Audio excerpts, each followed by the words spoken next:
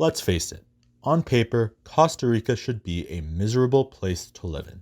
After all, Costa Rica's GDP per capita of $10,000 per person is about 4 times smaller than that of most Western countries, and its level of income inequality is relatively high.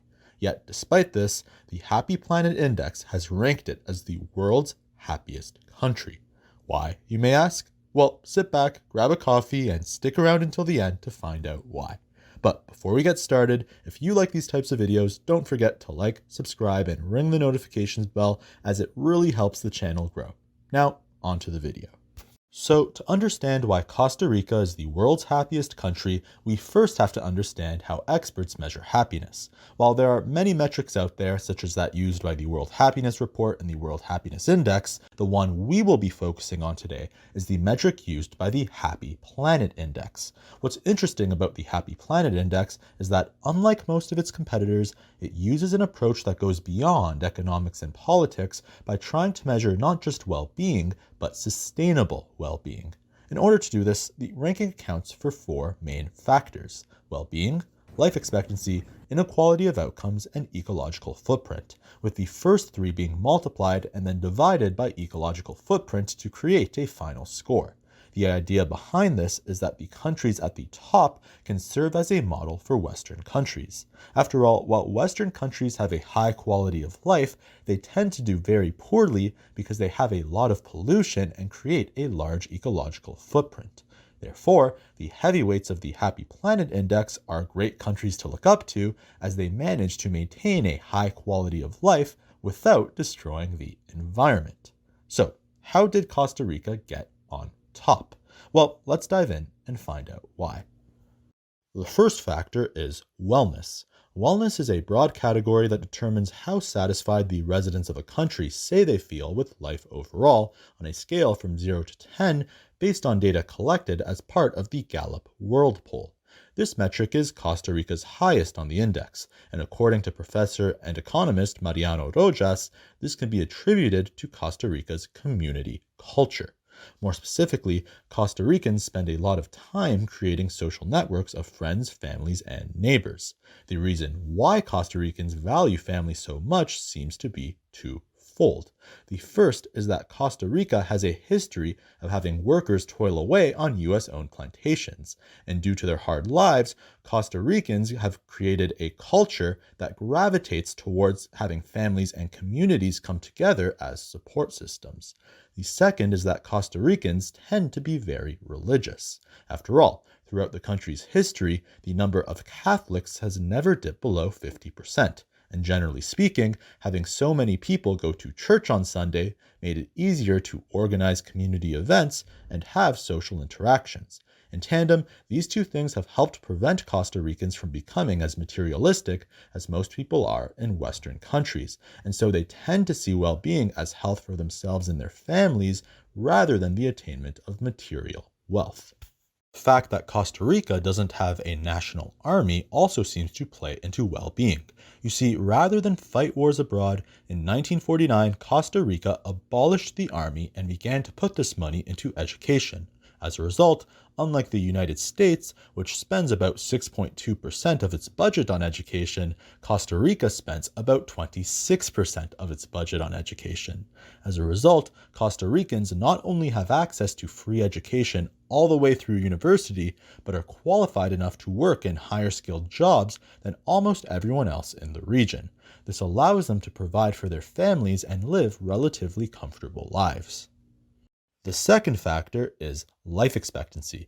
This is the average number of years a person is expected to live based on data collected by the United Nations. At 79.1 years per person, Costa Rica ranks ahead of countries such as the United States, and the reason for this is simple: great public health care.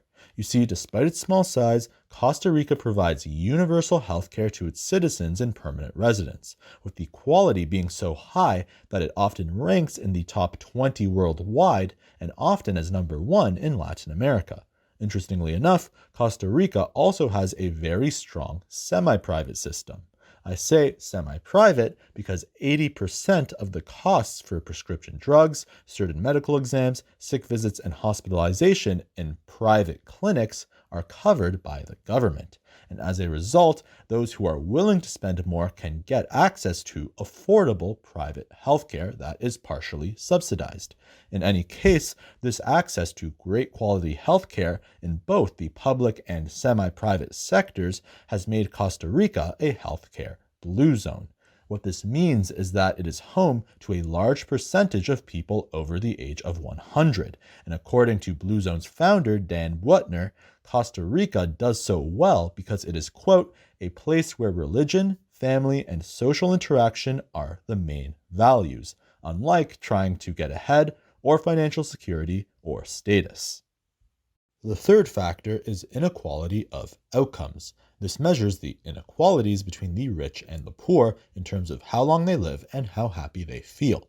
This is Costa Rica's second worst ranking, and according to the Happy Planet Index, this is because Costa Rica's tax system does not effectively redistribute wealth across the population. Additionally, despite having a highly literate and educated population, the country's job market is quite flawed, as its minimum wage laws are confusing and the number of jobs in the informal untaxed sector are very high. For reference, about 36.6% of workers are in the informal sector, while in countries such as Germany, the UK, and Ireland, that number is predicted to be between 10 to 18%. As a result, if Costa Rica is able to work on this, their income inequality score will likely improve, although their great access to high-quality public education and healthcare is what gives Costa Rica a fairly strong ranking. The final factor is ecological footprint.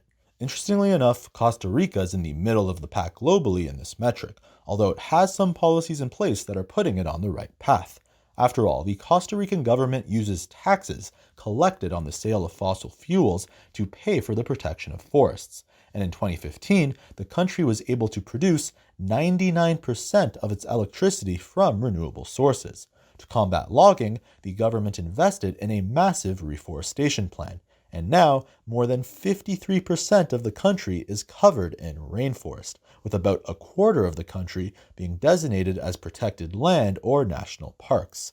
In order to increase the use of carbon-neutral transport, legislation has been introduced to grant companies tax breaks if they build bike racks and buy bicycles for their employees.